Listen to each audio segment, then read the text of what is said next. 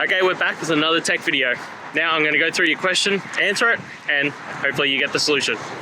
Now remember to stay just a little bit crazy like me, and you'll get there to that resolution. Alright, let's continue on to the video.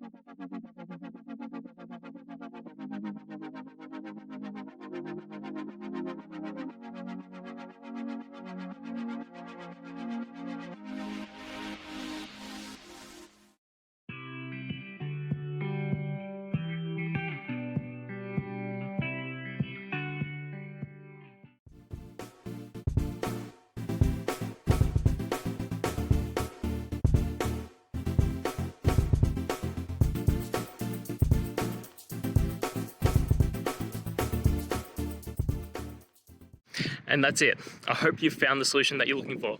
If you did, please hit subscribe. I'd really appreciate it. And until the next time that you need technical help, I hope you have a good one. Cheers.